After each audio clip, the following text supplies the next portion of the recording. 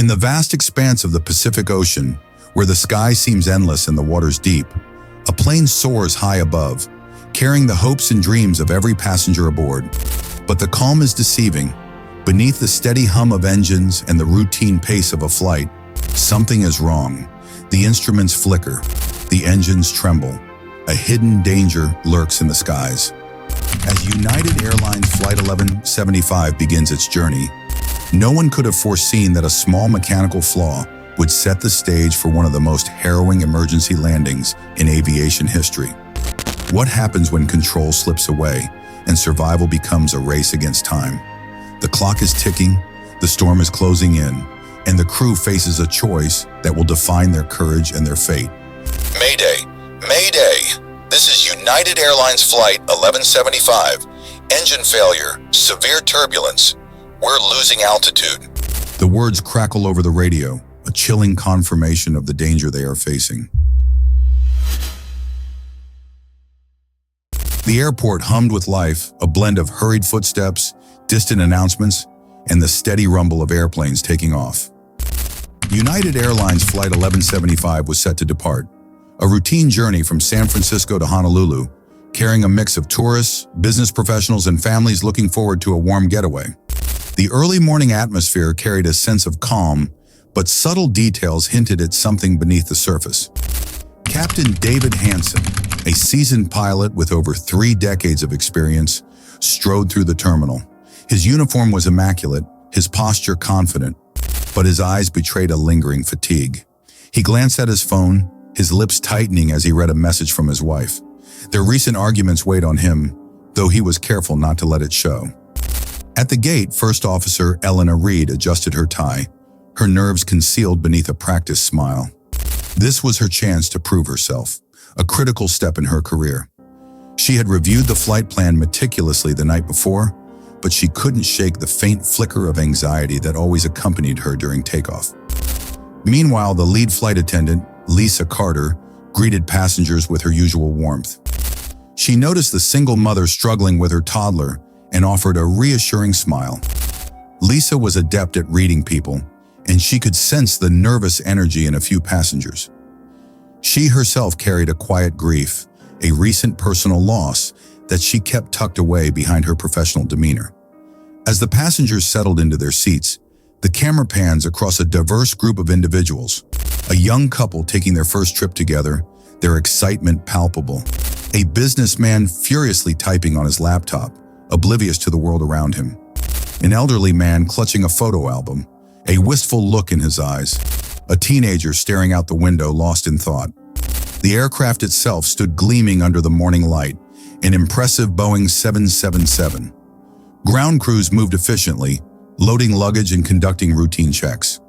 A brief conversation between the maintenance crew and the pilots included a mention of a minor mechanical issue, quickly resolved and deemed insignificant. Captain Hansen and First Officer Reed completed their pre-flight checklist with precision. Their exchange was professional, but there was a moment, a fleeting hesitation in Hansen's voice as he mentioned the weather. "We might hit some turbulence over the Pacific," he said, his tone even, though his fingers tapped lightly on the control panel. Outside, the sky was beginning to shift. Clouds gathered on the horizon, their edges darkened by an approaching storm. A faint gust of wind rattled the windows of the terminal, catching the attention of a passenger seated by the gate. As the plane taxied onto the runway, the cabin filled with the sounds of seatbelts clicking into place and the soft hum of engines powering up. Lisa walked through the aisles, offering last-minute reassurances. The young couple held hands tightly, while the businessman barely glanced up from his screen. "Ladies and gentlemen, this is your captain speaking." Hansen's voice came over the intercom, steady and calm. "We'll be taking off shortly. Please sit back, relax, and enjoy the flight." The plane roared to life, the engine surging as it accelerated down the runway. Passengers pressed back into their seats as the aircraft lifted into the sky. For a moment, everything felt perfect, the city below shrinking into a mosaic of lights, the horizon ahead stretching endlessly. But as the plane climbed higher, the camera lingers on small, unsettling details. A faint vibration in the controls, dismissed by Hansen as turbulence. A passenger glancing nervously at the wing, where the sunlight catches something unusual.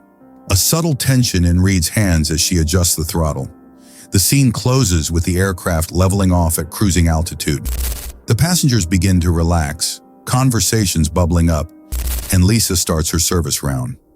Yet the storm clouds in the distance seem to loom closer, and the faint unease in the air remains unshaken. The plane cruised at 36,000 feet, slicing through the sky like a silver arrow. Inside, the atmosphere was deceptively calm. Passengers adjusted their blankets, flight attendants moved efficiently through the aisles, and the hum of the engines provided a steady backdrop.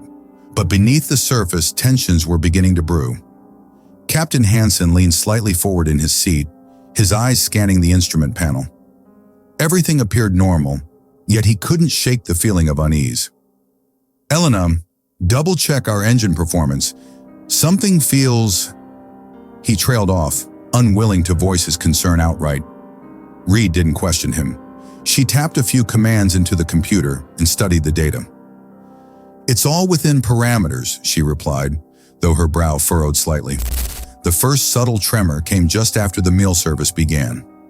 A faint shudder rippled through the fuselage, barely noticeable to most passengers.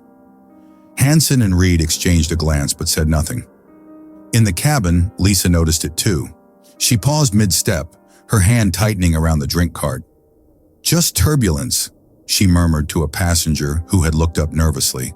Her own heartbeat quickened, but she forced a reassuring smile. Near the back of the plane, a man in his mid-40s, wearing an expensive suit, was speaking in hushed tones to the woman beside him.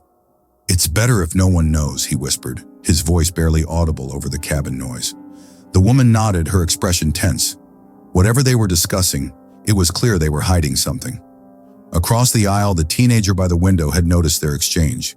He pretended to be absorbed in his music, but his eyes flicked toward the pair occasionally. Curiosity piqued. Meanwhile, in the cockpit, Reed hesitated as she spotted a small discrepancy in the engine readings. "David, look at this," she said, pointing to the display. Hansen frowned, leaning closer. "It could be nothing," he said slowly, "but let's keep an eye on it." The second jolt rocked the plane with alarming force, drawing startled gasps and murmurs from the passengers. Several cups toppled over, spilling coffee and soda onto tray tables, while an elderly man clutched his armrest tightly. Lisa, the flight attendant, braced herself against the beverage cart as it wobbled precariously. "Just some turbulence, folks?" Captain Hansen's calm and measured voice crackled over the intercom. "Please remain seated with your seatbelts fastened." The reassurance seemed to steady some nerves, though a few passengers exchanged uneasy glances. But inside the cockpit, the atmosphere was far from calm. The vibration was back, stronger and more ominous this time, rattling the instruments and amplifying the tension in the confined space. Hansen leaned forward, his eyes scanning the controls with sharp precision. His grip on the yoke tightened, his knuckles blanching as he fought to keep the aircraft steady. Sweat beaded on his forehead, despite the cool air circulating through the cabin. "Reed, run diagnostics again," he ordered, his voice low but firm, betraying a hint of urgency. "We've got to figure out what's happening here."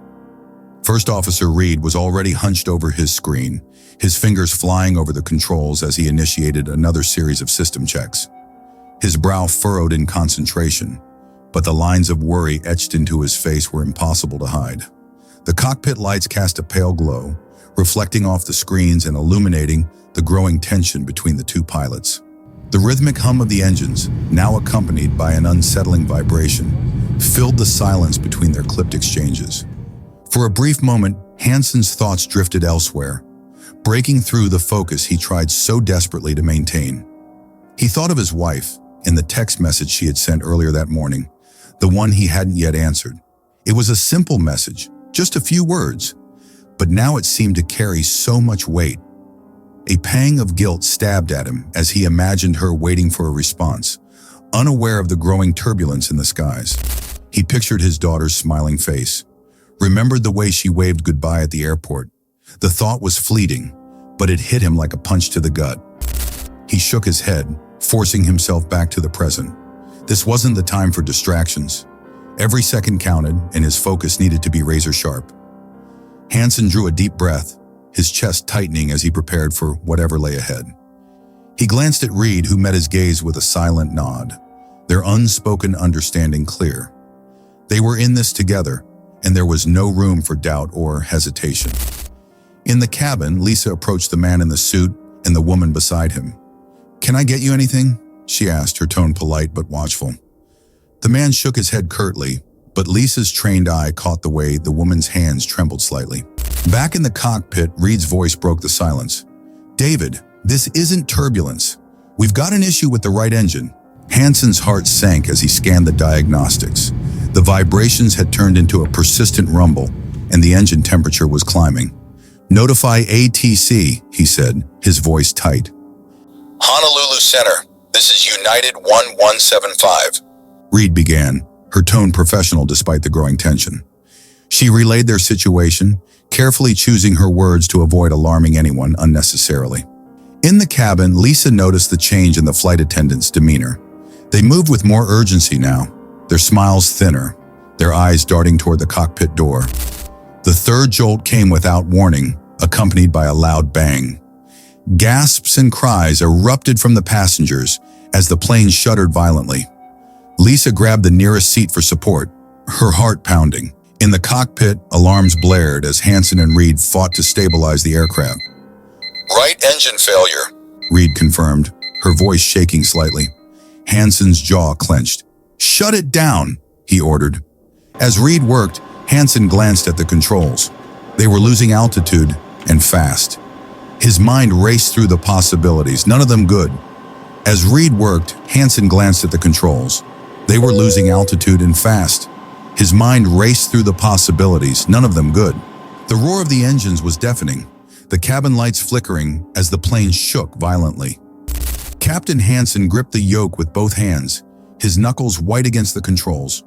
Beside him, First Officer Larkin's voice cracked as she relayed their desperate status to air traffic control. But the words felt like whispers against the chaos surrounding them. Mayday, Mayday! This is United Airlines Flight 1175. Engine failure, severe turbulence. We're losing altitude.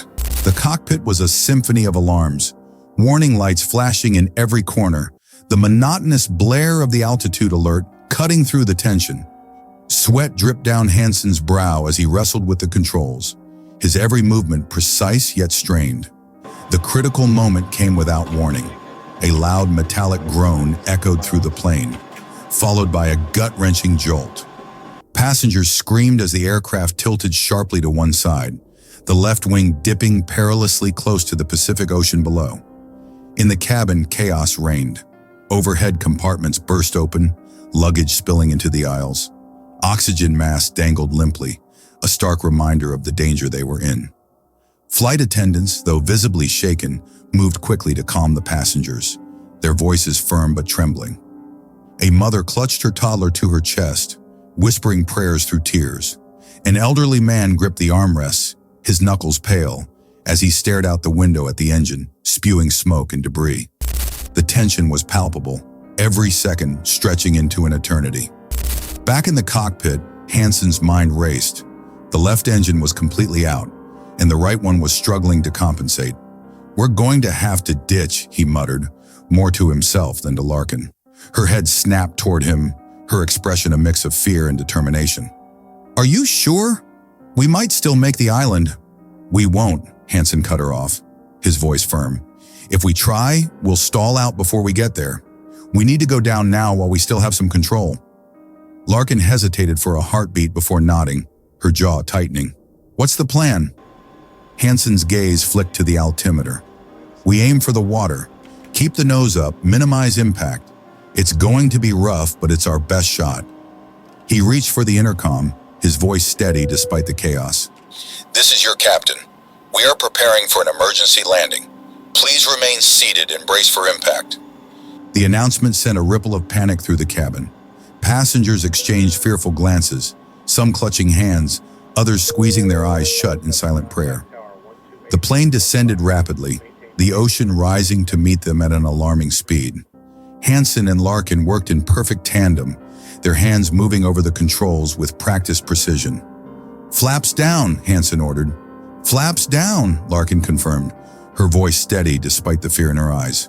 The water loomed closer, the waves churning like a dark, restless beast. At the last moment, Hansen pulled back on the yoke, lifting the nose of the plane. Brace! Brace! Brace! Larkin shouted into the intercom, her voice echoing through the cabin. The impact was brutal. The plane hit the water with a force that knocked passengers forward in their seats.